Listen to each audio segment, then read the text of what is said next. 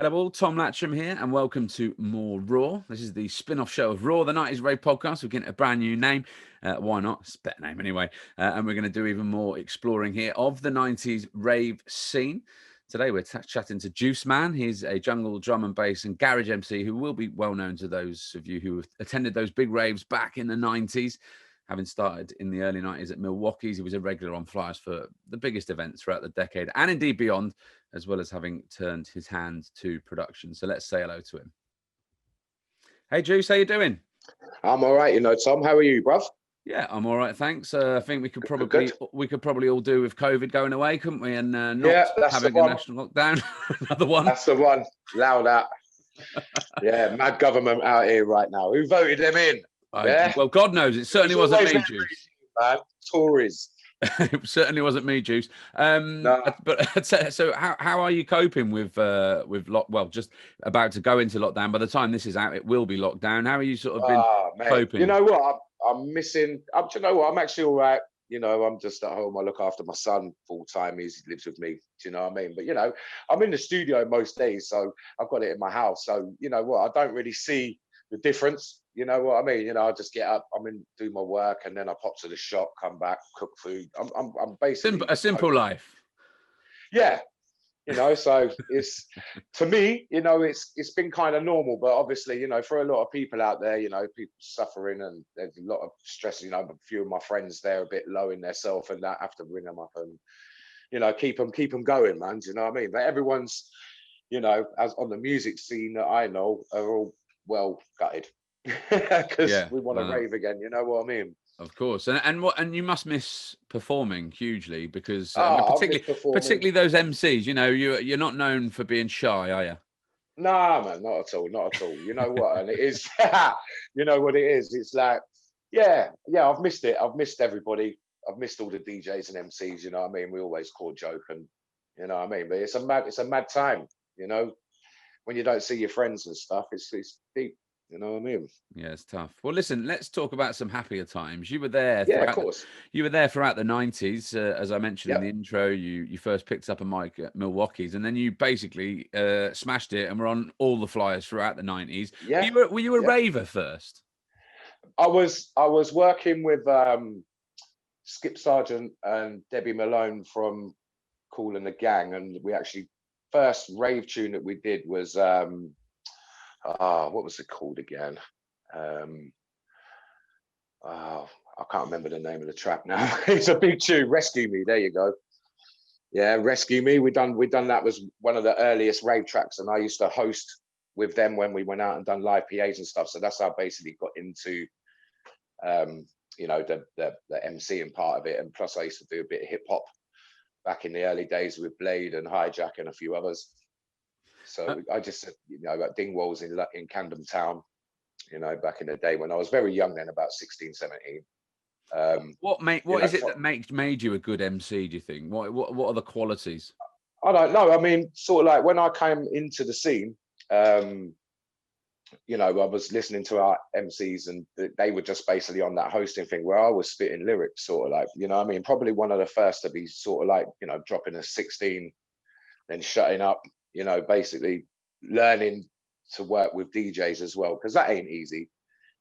First of all, I always remember when I'm spitting away, they're looking at me like they don't know what, they're like, you got to shut up, it's too much. Yeah. So we went from that stage. And then, when I started doing Milwaukee's, I learned a whole lot more working with the DJs, So I have to big up, Groove Rider and Donovan Bad Boy Smith and a few others.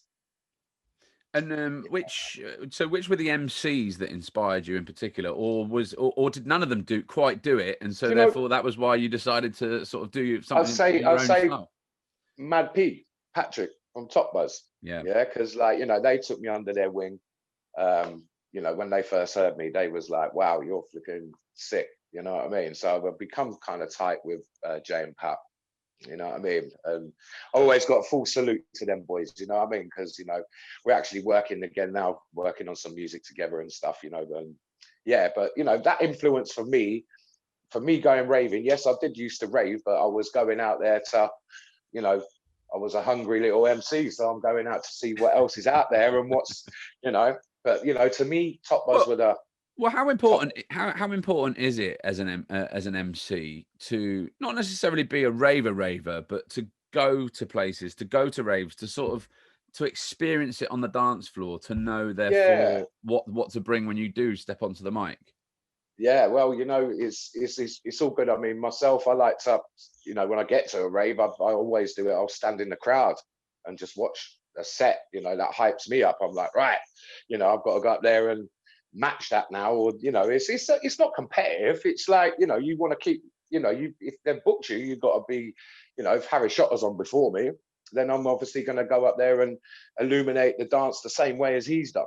You know what I mean? Because it's you catch a vibe from these people. Do you know what I'm saying? They're all got good vibes, man. So it's nice to stand there and listen to their sets. You know what I mean? And I am one of them type of people. I don't stand in the back room waiting or whatever and not catch a vibe. I want to be, as soon as I step up on stage, I want to be letting off. You know what I mean? And how did you get your name, Juiceman? One of my friends gave me that name because I always used to drink Ribena when I was younger in the race. So I was always with my cartons of Ribena at Milwaukee's and that. And Is that because you were underage? Nah, you know what? I never drank at that time. I was fit and healthy and everything. I was doing like training and stuff. And yeah, I was very healthy in myself. You know what I mean? The only thing I did bad was smoke, to be fair. But, I never drank alcohol in a party. You know what I mean? I sort of like kept my head about me and stuff. So always had that Ribena, like everyone used to, my mates like, flipping juice, So in the end, it just caught like that. You And know what I mean? I don't think Juice. I know your real name because you're so known as Juice Man. What is your real My name? real name's Justin, man. Okay, right, Justin. Yeah. Would you want to be called Justin or Juice or Nah, what? just call me Juice. Everyone does, mate. Everyone does. My real name, no one ever calls me that. It's just Okay. like, yes, Juice. All right, Juice. Well, you freestyle Yeah. as well a fair bit. I mean, I've always Yeah. wondered how much MCs do freestyle. Some, I suppose, don't do it at all. Some do it a lot. I think a lot of them do. You know Right. what I mean? They just don't advertise it. I've worked with X-Man on stage and we was all bouncing lyrics from each other. We've done that at Warning loads of times and stuff. You know what I mean? And even me and X-Man turned around and we was like, wow, that's sick. You know what I mean? But we all play tennis, man.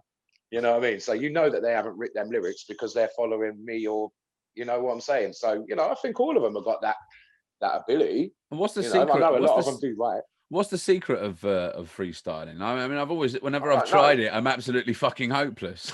A big tune.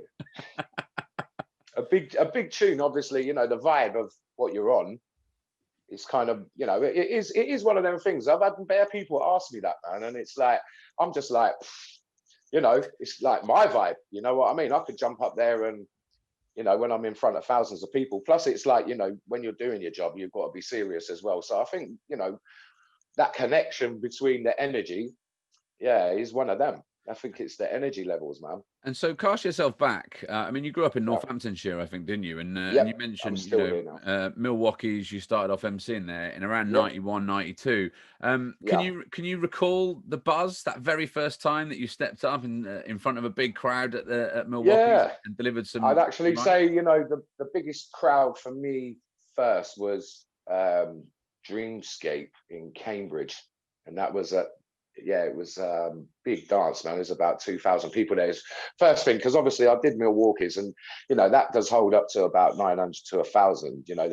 We used to call it the TARDIS. You think, how many people you get in that club? You know what I mean? But it was such a small building, but it was rammed.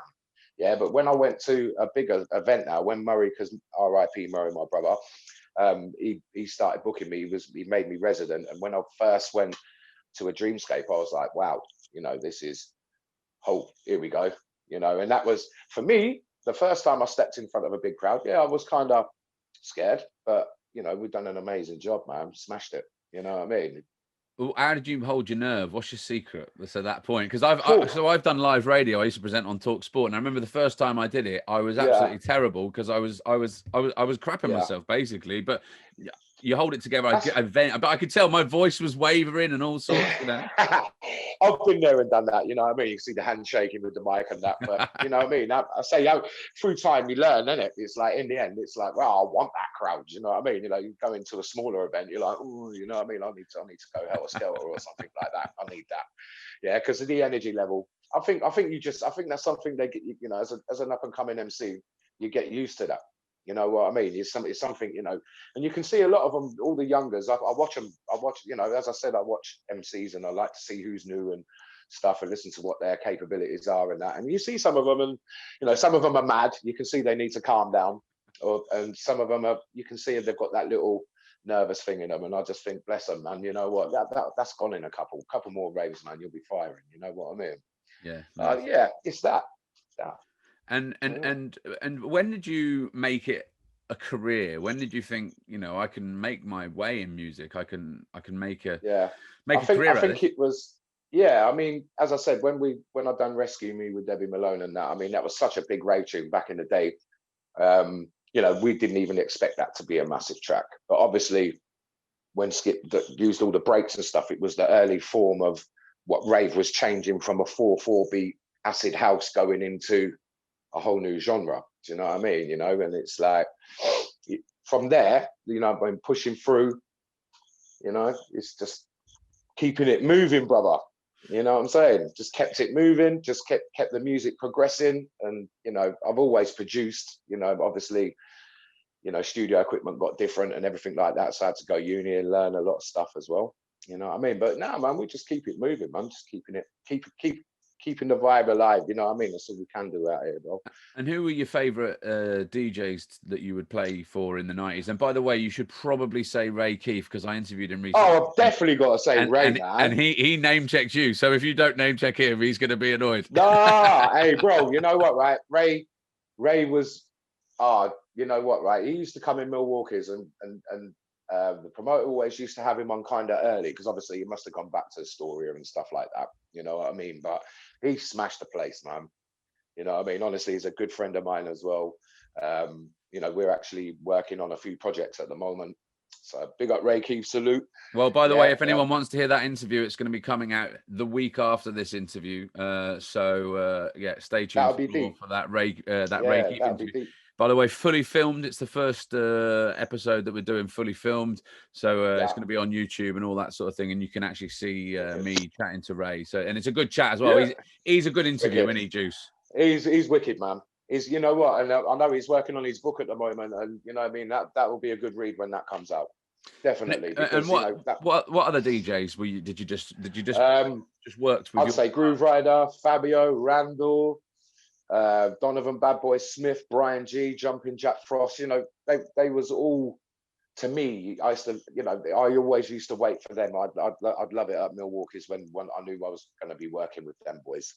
You know, how does it work if there's a few of you? Are you booked on a certain set and you stay there? Because sometimes you see people like coming, you know, like you'll have a moment where one of the MCs steps up and you sort of like, I'm not sure this is the agreement, and it sounds like a bit of a battle sometimes on the tape. That's what I'm saying. You can hear that, but you know, at Milwaukee's, it was always like, you know, even the DJs used to hang around in the end. So I mean, I was MCing there. I used to do the whole 9 hours on my own. You know what I mean? Before we brought in Hooligan and stuff. I was working on my own, just doing like each and every hour. So mate, I used to come out there, my throat was bleeding and everything, like, you know, working hard, man. But thank God, thank fuck, Hooligans arrived. Yes, as soon as we heard him with Ratty, it was like I said to Des, R.I.P. Des as well. He used to have Milwaukee's. I said to him, you know what, you need to bring this guy in, man, because he's the next thing I've heard that is close to what we're doing. And he's going to save my voice. He's going to save my. He's going to give me an hour break so I can go and have a cup of coffee and that. or a brandy.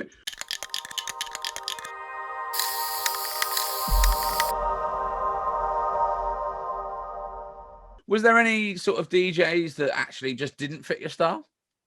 No. I mean, you know, I'd say, you know, it was only when sort of like Happy Hardcore came around, and it's, you know, big up all the Happy Hardcore boys, salute them to the max. I mean, I actually went out and done a few bookings with Dougal and that, you know what I mean? He's obviously from my town, and, you know, that was the time he was playing Ray. But you know what, for me, the Happy Hardcore scene wasn't really for me. You know what I mean? Yes, I have emceed a couple of sets, but what was it about Happy Hardcore that you just didn't get with? I don't know what it is. It just wasn't drum and bass. It just weren't, you know, it is a massive part of it. You know, I'm not slagging the music off here because it has its own place, you know what I mean? But for me, it was never that that was never for me. You know, I didn't get that. It was more for the techno bouncing. It, you know, I suppose it more kept the old school alive. And I was a progressive person, so I like to move with what's fresh. You know what I mean? So jungle to me was, you know, and I like the vibe of that better. I just found it, you know. That's fair enough. Yeah. And But big up the happy hardcore crew still, you know? of course, and there's a load of Yeah. them. There's a load of them that listen to this podcast. So hello to you Yeah, all. man. Yeah, And, but I'm saying salute to them, man. Yeah, because they done their thing, and they, you know what, they was all nice lads as well. So yeah, you know, I got on with them all. And but yeah, for me personally, it wasn't my taste out of the rave scene. That wasn't my, yeah. you know, my pick of the music at all. You emceed a lot at the Sanctuary for Yeah, Dreamscape, for Helter Skelter. How yeah. important was the Sanctuary in your mind Mate, for the British rave scene in the 90s? mate, I'm telling you. I mean, I played at the first ever Sanctuary when it first opened, and I played at the last ever night as well. So I've seen the you know, the whole many years of the Sanctuary. And you know what? It was the main hub for drum and bass and rave and happy hardcore and all of that. You know, they used to have the two arenas open on each side. Helter Skelter, Dreamscape. You know, you've got Pure X there, Hysteria. Do you know what I mean? You had some massive events there, man. World Dance. You know, they held mainly, you know, all the biggest raves in the country for that time. You know what I mean? So And how big a miss was it? It's a massive miss. As soon as that shut down, I mean, I'm local to there, so it's only 10 minutes down the road from me. You know, Well, that's gutting. That would have been nice and easy booking to get as a drive home from. Mate, I used to just travel down the road 10 minutes, mate. You know what I mean? You know, but you know, you drive past it now and it's IKEA. So when I actually went there to buy some stuff for my house and that, and I was walking around in there and I was like, right, this is room 2.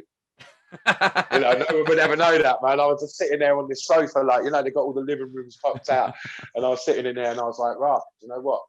1,000 people up. It used to be up in here, you know. You know what I mean? Crazy, but the building's still there. But it's an IKEA now, and it's a shame. It's such a shame to see something like that go. Do you know what I mean? It was a safe place. You know, yes, a couple of people did die there, but that was just down to their stupidity. It wasn't down to anyone pulling out a knife and killing them or anything. Yes, there was a couple, I think like a few years back, I do remember, you know, there was a couple of like people out the front shooting and that, but no one ever really did anything bad inside. No, it was it always was generally, well, apart from when the security were in a bad mood, and sometimes it could get a bit moody, and they yeah, there was a couple in there. I mean, they kicked me out once. I mean, obviously I used to smoke the greens and all that, but like I give that up. But I got caught, you know what I mean? And I'm trying to explain to my man, look, you know. And it was funny because ever since then, so, you know, I am. He had a grudge on. He had a grudge on me, man. And I kept saying to him, "No, I ain't got nothing, man. I've given up. I'm fresh. Look, I'm healthy." That, you know, and he just always on my case, following me around the club and everything. You know, I felt like I was a crack dealer, but I weren't. You know what I mean? It's like, you know, once you get that persona, though, you know, it's of course, it's one of them things. They're on you, man. You know, and they were kind of strict up there. Yes, I got on with a few, but there was a couple of them that I never got on with. You know, because you were such a regular at Helter Skelter, you know Dave Prattley and Penny pretty well. Yeah, of course. There's been loads of talk about Helter Skelter possibly coming back. Have you heard any whispers in that area? Well, do you know what it is? It's like my good friend Sasha, his wife Carol is Penny's sister. So like, you know, they're very, you know, they're good friends of mine. I've known them for years. I mean, obviously, as I said, you know, thank you to Dave and Penny for bringing me in at Milwaukee's. You know what I'm saying? You know, that's how I got to meet Murray and stuff. Obviously, Murray was from Northamptonshire, so I knew him anyway. But you know, to get him to know him on a personal level, to sit down with him and go, wow, you know, I'll make you resident, man. You're local. I want someone local that I can actually work with, and you're really good and stuff. But yeah, Dave and Penny, I'd love to see them come back. You know, they to me, them guys there were all the best promoters that I've ever worked for. You know what I mean? They never had a problem with your money. Dave used to pay me before I walked in. Wow. Just before I even got in the rave, I had my money in my pocket. Their reputation remains incredibly high. Do you think they will bring it back? Because there is such a sort of a groundswell of seemingly of desire for it to happen. Yeah, I mean, I've seen online, you know what I mean? I don't know, you know, whether Majika's got some involvement or whatever. I don't know whether he's trying to talk to Dave. Obviously, he was another MC from Helter Skelter. You know, he's the type of person that will probably get the name and try and do something amazing with that. Do you know what I mean? But it would be nice to see Dave and Penny come out the woodwork as well. Do you know, just for old time's sake. That's Yeah, what I'm saying. But of course. Well, you when know, all if of they this is bring, over. that's what I'm saying. I mean, you know, I played at every one of the Helter Skelters for them, and you know, they was amazing, man. If Some of it the did, best raves. if it did come back, what format would you like to see it in? Would you like to see it, I'd like to see it. strictly old school? Would you like to see mixed arenas? How would you view it? Yeah, What would be I'd like to see mixed arenas myself, because there's, you know, the music's gone too fast forward now for it to. I mean, of course, I think, you know, if they just done a one-off and it was old school, I think it would go off as well. You know what I mean? Because it's just a memory. You know what I mean? You know, it's one night. But if it comes back and it's a regular thing, then no, they need to have an arena for that, and an arena, I'd say, for happy hardcore again, and jungle and drum and bass, and you know, the new style, and bring the latest DJs down. You know, that some ravers, even the older ravers, like if they come out to it, they're like, wow, let's look at these. You know what I mean? Something new for each generation, innit? You know what I'm saying? Well, so we've talked a lot about the raves that you enjoyed doing and that you were a resident at. Is there any raves that you just hated? Nah, there wasn't any. You know what I mean? The ones I was always booked for, like Warning, and as I said, all the ones at the Sanctuary, now they was amazing, man. You know what I mean? That's what kept me going for a long time. You know, I've never sat there and I thought, oh, I'm going to give up in 5 years or anything like that. You know what I mean? I just wanted to continue. Obviously, done a bit of, as soon as my friend started the Sidewinder as well, went into the garage a lot. You know what I'm saying? So I actually, you know, my mindset was like, I always wanted to do different things. Still on the mic, obviously, garage is not much different to drum and bass, you know, and it's got a good groove to it and that. So, like, yeah, I actually did jump back and forth onto different things and stuff. We hope you're enjoying this episode of Raw. There's plenty more where that came from, but now it's time to ask for your help. Raw is a hobby. It's not a very well paid hobby. In fact, it's frankly a bit of a money pit. We've put lots and lots of our own cash into doing this, but we could use your help to keep it going because we don't have endless pockets, sadly. Any donation, big or small, that you can give, we appreciate. It is a tough time for anyone, but anything you can give will go towards keeping this project on the road. If you want to help out, you can head to gofundme.com/the 90s Rave Podcast. That address again is gofundme.com/the 90s Rave Podcast, and get donating there. We appreciate anything you can give. Absolutely, we do. Also, if you want to head over to our socials, why don't you add us on Facebook? Why don't you add us on Twitter? Why don't you add us on Instagram? And of course, we are on YouTube. You just have to search for Raw, the 90s Rave Podcast on all those different places. Was that ever a problem? Like, because I've interviewed in the past MC Watsy, who sort of said, well, okay, actually I've known Watsy for years, and actually he's probably, in a way, you might say that he could be quite well suited to jungle and drum and bass. But he said, I started off as a hardcore MC, and once that happens, it's difficult to sort of change. But yet you managed to straddle garage and drum and bass. How did you do that? And was it never a problem? Was it never an issue? No, not at all. I mean, you know, my friends in London is like Miss Dynamite, Specialist Moss, and you know that who is it, Sweetie Irie, and I've done a lot of work with them, Ed Case and stuff like that. I started working with a producer called LB. He was very dark. His music was like two-step, but he had drum and bass lines. It just sounded like a jungle tune to me. So it was so easy to, and I still work with him now. Do you know what I mean? You know, we've got a few tracks coming out that are vocaled and stuff, and they're sick. You know, we're still working now. It was an ongoing thing, but you know, it was easy to jump back and forth. It's the same as B Live, man. Evil B, you know, he's from the garage scene. He's B Live, you know what I mean? He was one of the biggest MCs on garage. You know what I mean? But you know, you could see after a few years, the garage raves got smaller, and you know, there was hardly anything going on. It's coming back again now, I see.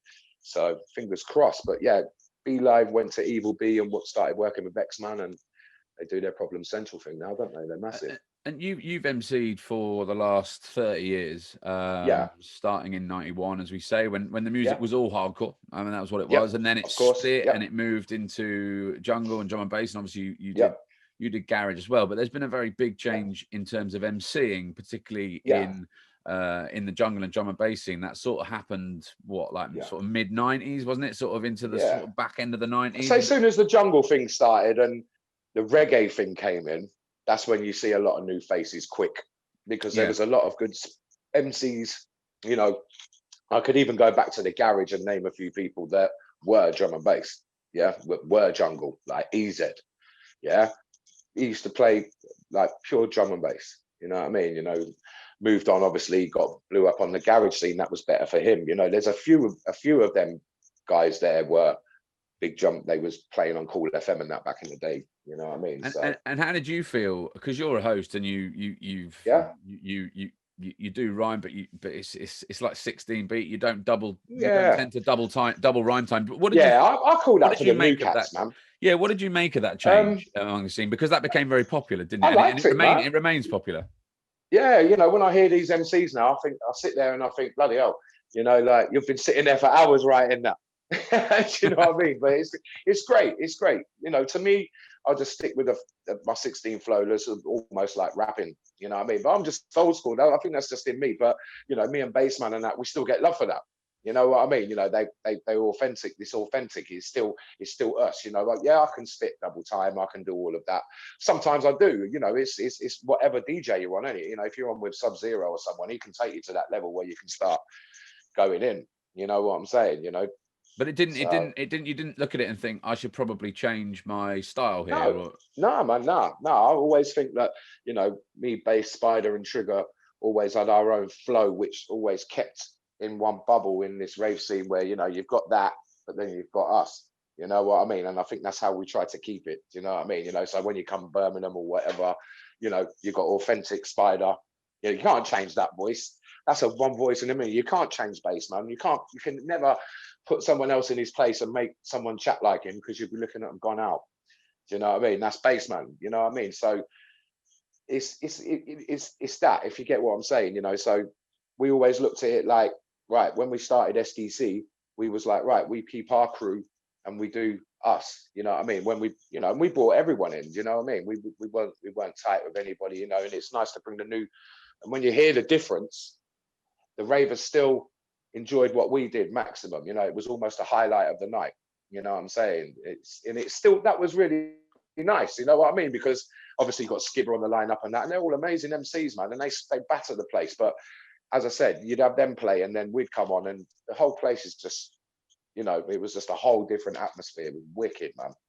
What did you make it? I mean, you said that loads of new MCs came in around about that time, and I mean, my view of it, I'm not a huge like modern drum and bass fan. Some of it's all right, right? I'm not a massive fan. It's okay, but it's not my thing. But you know, when you sort of see more MCs than DJs on the lineup, for me, I'm like, I don't want to hear. I'd rather hear the music a lot of the time. That's for me. That's when I started looking at it and going, here we go. You know what I mean? You know, and I could say they was following the garage on that, because all of a sudden you'd have 20 MCs on a lineup. Do you know what I mean? It's drum and bass doesn't need that. I mean, me, myself personally, if the crew thing was a better thing when that started coming the last few months, because it just packed everybody together. Do you know what I mean? You know, like Evil B, X-Man, you had Skibber, Fun, Harry Shotter, Shabba. You know, they've always been together. So, you know, I actually like that, because if they was all on their own set, you know, which it was like that at the beginning, and that was fine. But I actually do like the pack now. You know what I mean? I like that, and it's good. I mean, obviously, I think the last race I've done, I've actually done on my own. The last one was Trigger's birthday. I think me, Trigger, and Murdier and Critical Impact, wicked set. But that was one of the last ones, man. I can remember it. You know, because I have been to another one since. Oh, yeah, indeed. I remember my last one, and actually, it's become a much more enjoyable experience than it might have seemed at the time. Because it was the last one. Right. So it's a shame, man. You've seen lots of changes in the drum and bass scene. There was a period where it was actually dark, pretty grim and dark and violent. What did you feel when it was going through that point, when it was quite? I'm not. We was, you know, a lot of people did say to me, like, you know, oh, you know, your crew are the dark ones and all that. You know, we was known as that, and it was like, you know, when I spoke to them, I was like, we're not the dark ones, man. You know what I mean? It ain't us. We're just the MCs, man. You know, this is how the music is. Yeah, we're not standing in there with like double barrel shotguns pointing in your face. Like, I'm passing you a drink and spitting some bars for you, but it's just the way. I think at the time it was just the way the music went, and I think at that point is when I sort of like started skipping over to garage. Do you know what I mean? Because that, do you get what I mean? There was an era, weren't there, where the music just went boom. It weren't great to me. You know what I mean? And you know, big up all the producers same way. But that point in the rave scene for me was when I made the jump to go back to something that was bubbling and skanking again. You know what I mean? And waited for that to end. That because music's fast. So in the rave scene, you know, it wouldn't take long. It would only take a couple of years for that to just disappear. Do you know what I mean? Because the DJs won't have it. They're like, oh, I ain't playing that no more. You know what I mean? So, but yeah, I remember that time. And yes, it did get very dark. Obviously, you could say the drugs probably changed with the music. You know what I mean? You know, because you know, that's what they do in the club. So, you know, everything changed. Nothing, you know, couldn't get a love dove anymore, couldn't you? And take your top off and fly around melting. You know, everyone's on the crack. Yeah. Whole different thing. Yeah, that does have bring a slightly different Oh. atmosphere to it, doesn't it? I've had to leave a few raves, mate. I'm telling you, I've had to leave a few because it's just gone scatty. Really? Yeah, I've been in raves and just see the whole rave part, and then it was like Braveheart, and we're standing on stage, and I'm having to run out the back door, like, and you hear his fire. It's scary stuff, man. And you're only there to entertain.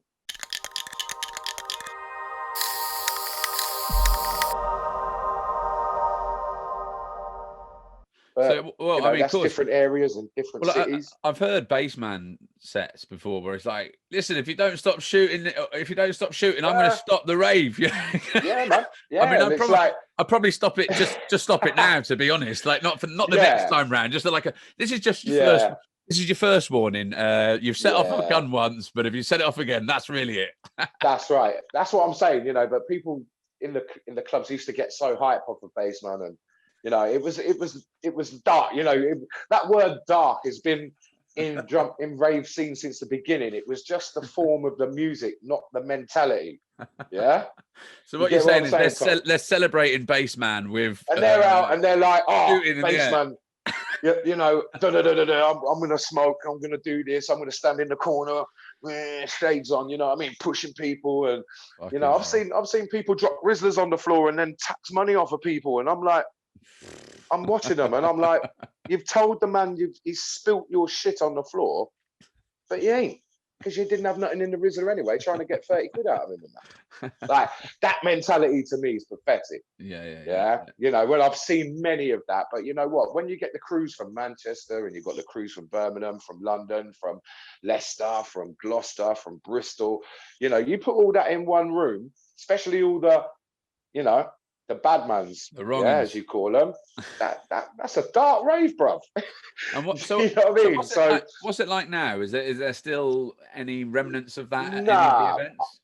I believe, like, you know, some of the people that I've seen in the past that were like that, you can actually see they're grown up now and they're actually polite. You know, I've actually spoke to a few, and I'm like, bloody hell, I remember you, man. You know, being nasty to people and that. But like, look at you now, like you're married, got a wedding ring on your finger and that, bruv. Life changes. Yeah, that's very true. Yeah. And so, definitely. In your mind, how has drum and bass become such an international success story when compared to, for instance, Happy Hardcore hasn't? I mean, it's the opposite, isn't it? So, how's it done it? Do you know what? I just think that's the continuation, you know, of the music just growing and growing and growing. Obviously, maybe, you know, promoters putting on raves abroad and stuff, but it was out there anyway before. And I mean, like, we've played in Germany. I was doing Germany in '93. Do you know what I mean? So it was very worldwide, very quick. You know, they caught onto it. It was a buzz. I mean, you know, I big up Switzerland and that. I love Switzerland when I go out there to play. I've got a big up Dom and Beat and Rito and all the crew. Yeah. But that's what I'm saying. I knew them at the beginning of my career. Do you know what I'm saying? Them raves were happening around the world. For me, it was like, we was just, first time I flew on a plane, I was like, wow, like, I'm actually on a plane going to do this abroad.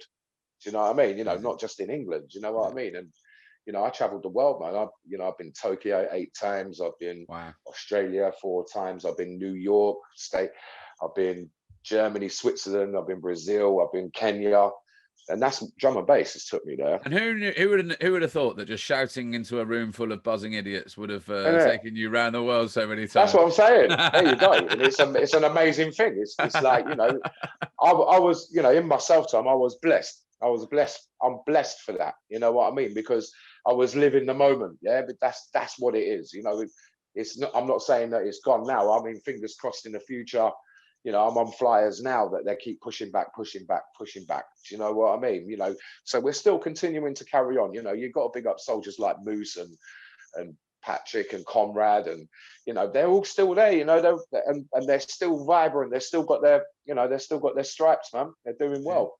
You know, but right about now, I think it's a shame that lockdown's here, and you know, my man's saying, oh, you know what I mean, we're not viable and stuff like that. You know what I mean? Do you know people? Do you know people, artists who are struggling mentally because they're not getting to play out? I know a couple. I don't even want to mention names. No, you don't have to mention their you know names. what? But, I mean, It's a shame, you know, when you see them and they're gutted, and you know, I wouldn't say that they're mentally unstable. I'd just say they're just broken-hearted. That, like, you know, they're so passionate, like myself, that they can't do anything now. Do you know what I mean? And I mean, to be fair, there's going to be a whole lot of new music made. Yeah, you know that already. Imagine how everyone is making tunes right now. I've just finished an album for V under the name Beat Merchants, me and Jubs. You know what I mean? Got to salute Jubs. We got V. Yeah, we've got a wicked album. We're just, you know. But what I'm saying is, what's happening with that? What's happening with that, Juice? Because we interviewed Brian G on Raw a little while ago, and he was saying the thing is, I've got loads and loads and loads of new music, but I'm not able to put it out necessarily because because it needs to be heard on the dance floor, and that is, of course, an issue because you never quite know whether it's going to be a success unless it's been on the dance floor. But the problem is, of course, if I wait until the dance floor comes back, that could be a year. We don't know. That's what I'm saying. I mean, and so therefore the music might get old. So he's got a bit of a dilemma. Right. So what are you doing? Yeah. It's well, basically what we've done is we've done more of a vocaled album. So what we're going to do is put a memory stick out with 20, 30 tunes on that ain't got no spitting on, you know, all the dance floor killers. But the album basically, he's got like Demolition Man and a few others. I've got Big Ute from Jamaica, got Sizzler on there. You know, they're vocal tunes. So basically we can put it to 1Xtra and push it to radio, you know what I'm saying, and keep that moving like that, which is a different thing, because right now there isn't no club, so they're not going to be played in clubs. You know what I mean? You know, fingers crossed after this month lockdown that they, you know, this supposed virus is gone. Yeah. You know, so we can get back in the raves. Obviously, I've got a V recordings night. How do you think, because you say that you're making more of a vocal album because it is more for radio rather than a club? How do you think that the change where there's been no raves for maybe a year, it means that everyone's been producing stuff but not knowing quite how it's going to do?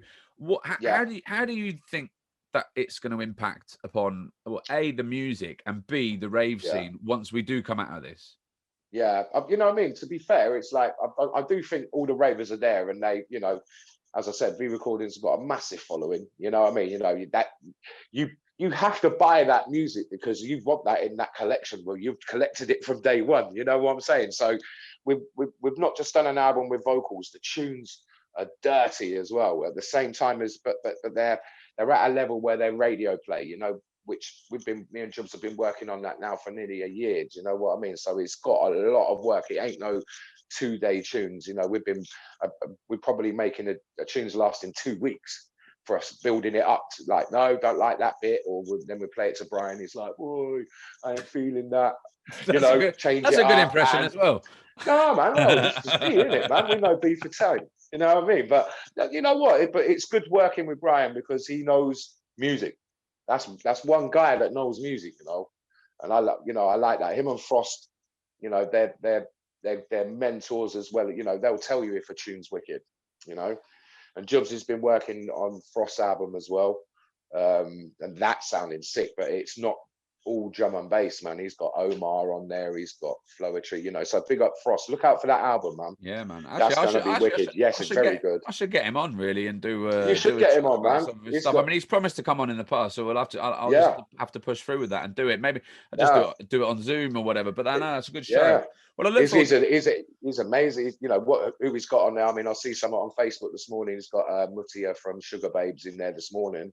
It's like, wow. So obviously, Yeah, you know where yeah, he's going. Obviously, yeah. you know, it's Well, I it's better get him radio before he now. becomes some sort of international pop star. Oh, That's what we need to do. is that now, man? You know what I mean? No, get him on when you're ready, man. Do you know what? And you know what? That's one guy that will tell you a lot, man. Like I he's know. been there. When I first started, the night I first ever did Milwaukee's, I emceed for him. Oh, Do you know what I really? mean? And I've liked him ever since. One of my favorite DJs, man. He's wicked.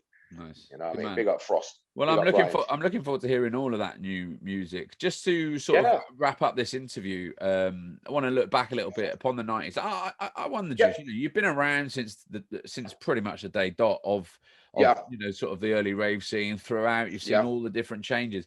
Do you think that you know, when people talk about drum and bass, the MCs, they talk about Skibber, they talk about Shabba. Of course. Sometimes, you know, they'll talk about some of the older names, you know, GQ, Det, etc. Do you think that you maybe don't get some of the credit that you deserve? Do you know what? It's not. How can I put that? It's kind of a hard question, man. I mean, like to me, it doesn't bother me. You know what I mean? You know, I walk in a rave and ravers are like, "So glad you're back." You know, when I you know, like left SDC and I had to because like, you know, for personal reasons, like getting my son and having full custody of him, I had to go through court and stuff. Went through a lot and I had to give up, but everyone thought that we'd fallen out, you know, and we'd had arguments. It wasn't that, you know what I mean? You just have to step back sometimes and, you know, real life kicks in and there's no, you know, and at that time I was like, right, I'm gonna start producing. I'm going to give up MCing now. There's plenty of new MCs out there. I've done my tour of duty. Do you know what I mean? I've been there and back, mate. I was there from when it started up till now. But you know, after I got everything sorted with my son and that, I went back to it. But it was nice for the ravers. The point I'm getting at is, you know, when the ravers are like, flipping out, Juiceman, where you been?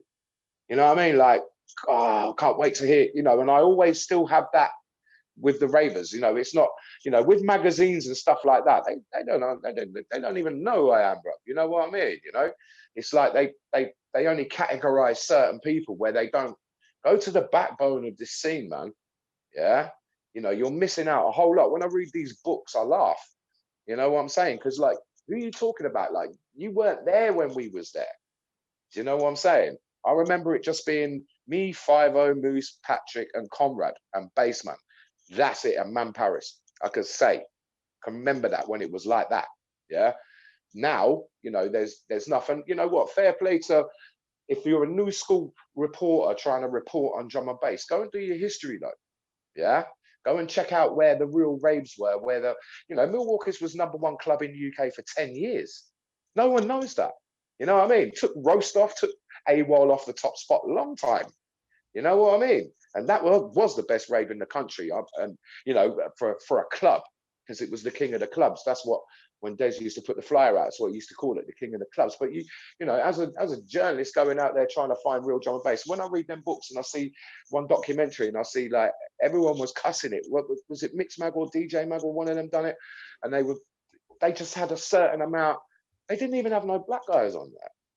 Do you know what I mean? Bright, they've asked to ring up and license music off of V, playing it in the background, but then you've got like pure white guys on there who've never played at Dreamscape, never played at Helter Skelter, never played, you know, so they have to check their history, man.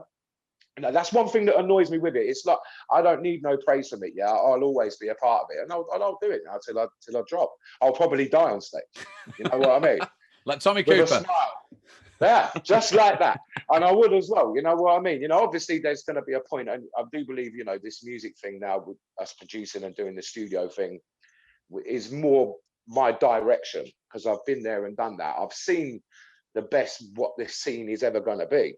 You know, it's never going to be that again. You know, we've seen it, ceilings sweating and that packed and the vibe and the energy. Do you know what I mean? I mean, fingers crossed that we get that back. It needs it. You know, but there you go. Time will tell, isn't it? You know what I mean? But for me, myself personally, you know what? I salute drum and bass. I've been there from the beginning of it, you know what I mean, and seen it evolve, you know, and yeah, fully support. One day, I hope. And in terms of the 90s, you have seen it all. What was your favourite year and your crowning glory in the 90s? Oh, I'd say 92, 93. I'd say around that era. Obviously, Long Dark Tunnel, them type of tunes, Dark Stranger, you know, even all rolling up all the way up to Pulp Fiction and stuff like that. You know what I mean? You know, that era for me, like we was killing it, you know. And I'd actually say like even 2007, like Global Gatherings, you know, like them times there were wicked. I remember me and Groove Rider played a set there and it was amazing, man. It was one of the best sets I've ever played. And you know, the noise was like, I felt like I was in the Colosseum in Rome. That was massive. You're talking like what, 20, 30,000 people there. Like the noise of that, there's never, for me, it gave me goose pimples, man. I remember looking at Groove Rider like, boy, we just killed this, man. You know what I mean? You know, them type of raves there, say 2007, but even up to now, you know, as I said, as soon as I got back on it, like I've been going and smashing parties again. Nice. Yeah. And if you could, we ask this to everybody that we interview, if you could hear one person interviewed on Raw, is there anyone? I mean, you might say someone we've already interviewed, but is there someone that you'd really like to hear us interview? Yeah, I'd like to see you interview Bassman, man. No one's ever done him. I'd like to see you interview Conrad. I'd like to see you interview Jumping Jack Frost and Brian as well, because they've got a lot. They can tell. We did do You're Brian. going way back. We did do Brian, but we need to do Frost. And what Bassman just doesn't do interviews? No, it's not that. I bet he would. But well, let's do him then. I think a lot of people would be kind of afraid to bring him up or something. Nah, fuck that, mate. I ain't afraid of Bassman. Hey, Bass is a wicked guy. Yeah, he's a comedian, man. He'll have you in stitches, bro. Can he work Zoom? That's the question. I reckon he can. You know what I mean? Well, you managed it, Juice. So if you can. Yeah. Well, first time I've actually got the unmute off, man. I talk to my agency, have meetings, and I'm there, and they're like, "I can hear you." They're like, "Can you hear us, Juice?" And I'm like, you know what I mean? I'm glad you made it work for us today, and it's been a joy talking to you, mate. So thank you very much. Nice to meet you, Tom. Pleasure, man. Top man, and we'll catch up again. Yeah, 100%, bruv. Big salute to you, man. All right, stay safe in the lockdown, yeah? You too, brother. See you later, Juice. We got the Ravers. That is emcee Juiceman, jungle, drum and bass, garage MC, and now producer. He's been joining us here on More Raw. There's loads more to come from us, so do stay tuned, including, as I say, Ray Keefe. Big interview we got coming up on Raw, the 90s Rave Podcast. Well, we hope you've enjoyed the latest episode of Raw. We've certainly enjoyed making it and bringing it to you, and we want to make more. But to do so, we are going to need some of your help, I'm afraid. We are just normal people with normal jobs. This is a hobby and not a very well paid one at that. In fact, it's not paid at all.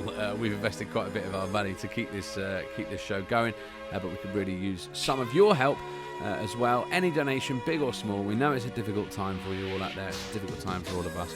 But any donation you can give, whatever size, will help us to go towards improving our kit.